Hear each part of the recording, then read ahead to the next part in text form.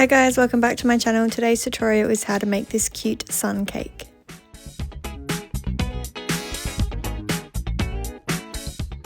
To begin, I found a sun I liked on Pinterest, screenshot the image and then used a piece of baking paper to trace the design onto it.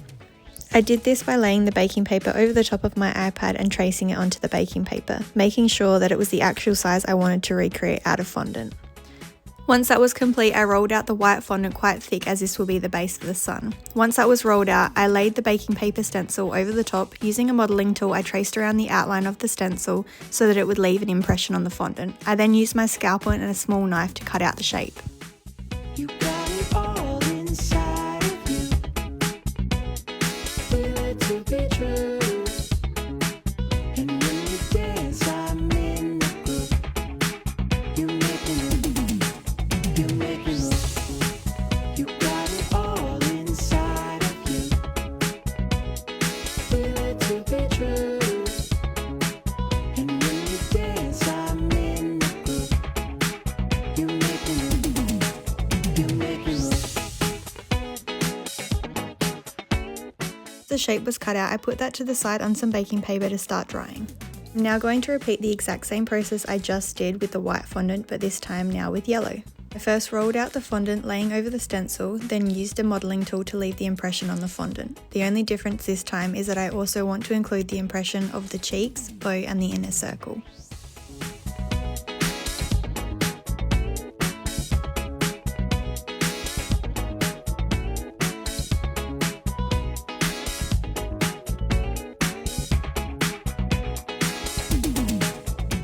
Once this had been traced onto the fondant, I take a small round cutter to cut out the cheeks in the yellow fondant. I then used my scalpel to cut out the bow.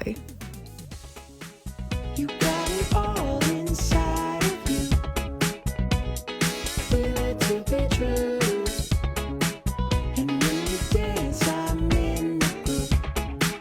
You make me move.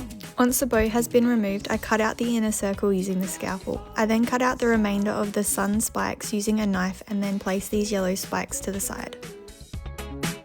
And when you dance, I'm in the group.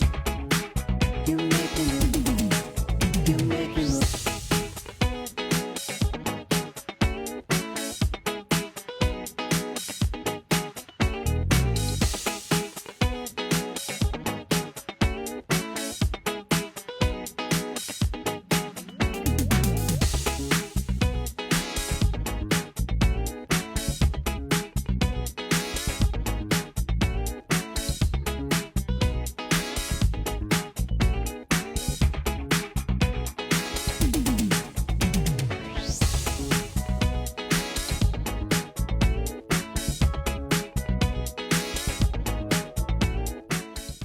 Now rolling out pink fondant the same thickness as the yellow, cut out 2 circles using the same cutter I used to remove the yellow cheeks. I then trace a bow from the stencil onto the pink fondant and cut that out too.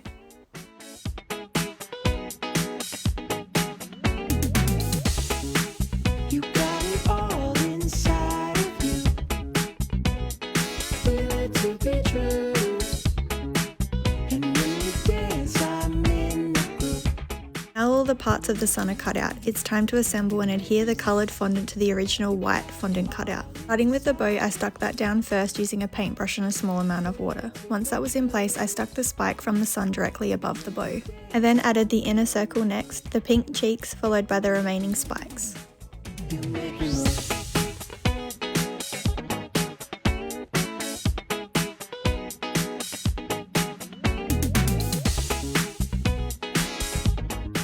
Once that was done, I then laid the stencil on top again and scored the mouth and the eyes into the yellow fondant. I set that aside to dry for a few hours. While that was drying, I cut out a number 1 in pink fondant using a large number 1 cutter. I then inserted a skewer into the one and allowed it to dry. Using a black edible marker, I drew on the mouth and the eyes for the sun. I then left the sun and the one to dry for a few days. On the day of assembly, I dipped some foam balls in white chocolate dyed 2 different shades of yellow, pink and white.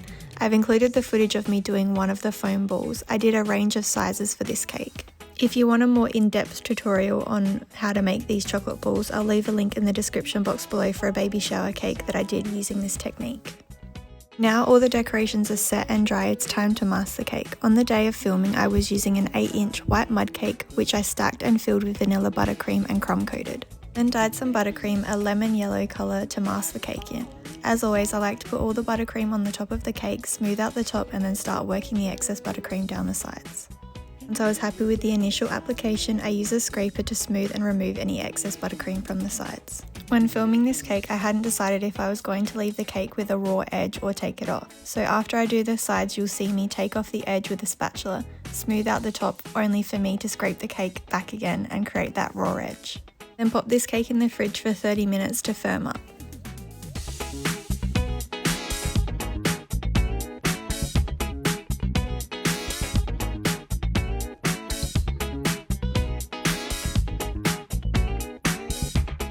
While the cake was chilling, I mixed some more buttercream in a deeper shade of yellow. I then applied that to the bottom third of the cake using an offset spatula. Once I smoothed it out, I then used a cake comb to create a pattern in this part of the buttercream.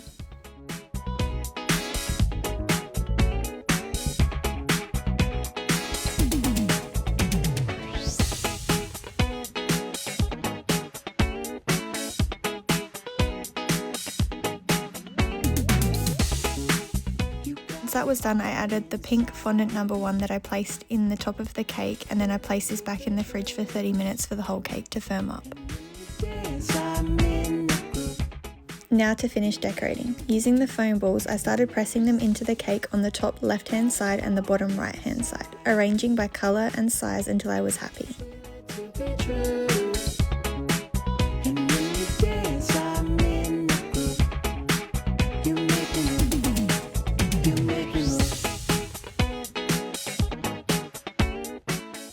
As you can see in the footage, I'm just checking where I would like to place the sun on top of the cake.